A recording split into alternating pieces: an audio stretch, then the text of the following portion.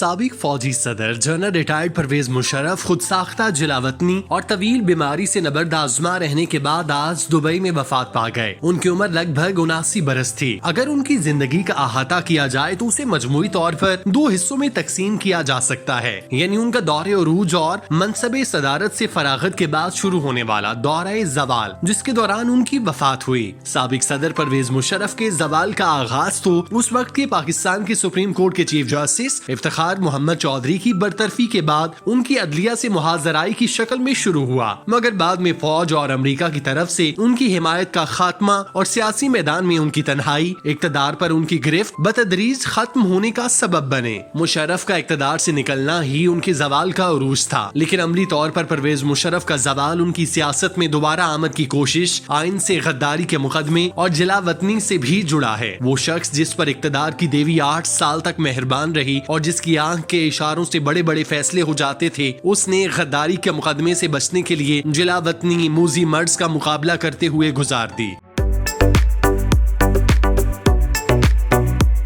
अक्टूबर 1999 से साल 2006 तक परवेज मुशर्रफ अपनी इक़्तिदार और शोहरत के मुकम्मल उरूज पर थे। दहशत गर्दी की जंग में मसरूफ अमरीका उनकी पुश्त पर था। फौज पर उनकी गिरफ्त मजबूत थी और ये वो दौर था जिसमें बज़ाहिर मुल्क में कोई पत्ता भी उनकी मर्जी के बगैर नहीं हिलता था। वो न सिर्फ पाकिस्तान बल्कि दुनिया के ताकतवर तरीन शख्सियात में शुमार होते थे। परवेज मुशर्रफ ने अपनी ताकत की रौनत में वो सब कुछ किया जो उन्हें ठीक लगा, फिर चाहे वो भुगटी के खिलाफ ऑपरेशन हो या फिर लाल मस्जिद कार्रवाई। उन्होंने हमेशा खुद को ही ताकत और इख्तियार का मंबा जाना। जबकि वो बजौरे चशमशेर इख्तिदार पर बराजमान हुए तो उन्हें लगा कि शायद ताकत के बलबूते पर कुछ भी हासिल किया जा सकता है, फिर चाहे वो इख्तिदार हो या फिर कुछ और। पैसा और ताकत ये दोनों चीजें उनके लिए मानी नहीं रखती थीं और वो उन्हीं के साथ ही खेलते थे। परवेज मुशर्रफ नडर फौजी अफसर के साथ साथ इंतहाई रोबदार हुक्मरान भी साबित हुए। जब वो चाहते किसी भी अफसर को फारिग कर देते और जब चाहते किसी को जेल में डलवा देते। उनके दौरे हुकूमत में जो भी उनके खिलाफ फैसलों और सोच से इख्तलाफ करता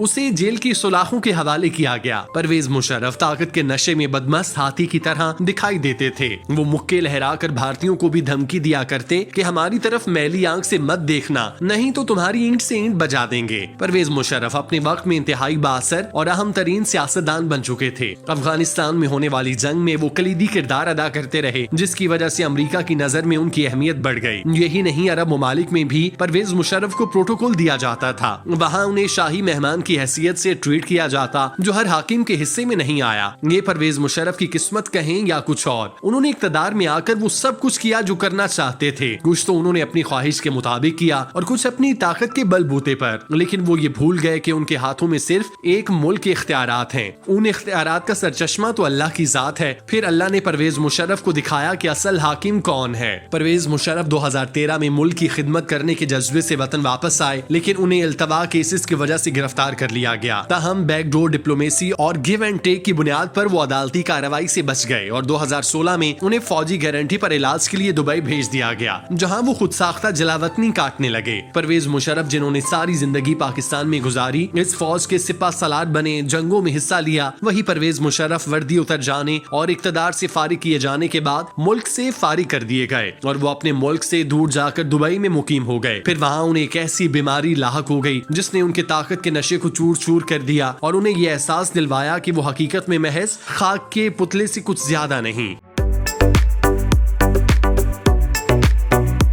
परवेज मुशर्रफ एमेलोइडोसिस नामी बीमारी में मुब्तला थे। बरतानिया के सेहत आमा के इदारे NHS के मुताबिक ये बीमारी नस्ल दर नस्ल मुंतकिल नहीं होती और इसमें अज़ा और टिश्यूज में गैर मामूली प्रोटीन बनना शुरू हो जाती है। इसकी वजह से अज़ा की नाकामी का खतरा होता है। इस बीमारी की अलामात का तायुन इस बात से किया जाता है कि एमेलोइड प्रोटीन किन अज़ा पर असर कर रहे हैं। अक्सर अफराद में इस बीमारी के बाद प्रोटीन गुर्दे में बनना शुरू हो जाते हैं, जिससे किडनी फेलियर का खतरा होता है। प्रोटीन अगर दिल में बनना शुरू हो तो इससे पट्टे सख्त हो जाते हैं और जिस्म में खून की गर्दिश मुतासिर होती है। NHS की वेबसाइट के मुताबिक जिगर, तिल्ली, निजामे अस्बी और हाजमे में भी ये प्रोटीन जमा हो सकते हैं। इस बीमारी की सबसे आम शक्ल AL एमेंडोसिस की अलामात में चक्कर आना, हाथ पांव सुन हो जाना, मतली और आसानी जख्म बन जाना शामिल है। NHS के मुताबिक एमेंडोसिस का कोई इलाज नहीं और इस प्रोटीन को बराह रास्त निकाला नहीं जा सकता, मगर ऐसे तिब्बी तरीके मौजूद है जिनमें अलामात का इलाज किया जाता है या इन प्रोटीन्स को जिस्म में बढ़ने से रोका जाता है। परवेज मुशर्रफ के पास बीमारी का इलाज करवाने के पैसे थे और वसाइल भी। वो दुबई में थे जहाँ इलाज की बेहतर से बेहतर सहूलियात मुयस्सर थी, लेकिन इसके बावजूद वो अपना इलाज नहीं करा सके। जिंदगी के आखिरी दिनों में परवेज मुशर्रफ की हालत काबिले रहम हो गई थी। यूं लगता था जैसे लाइलाज बीमारी में मुब्तला करके कुदरत ने उन्हें बुरी मार मारी है।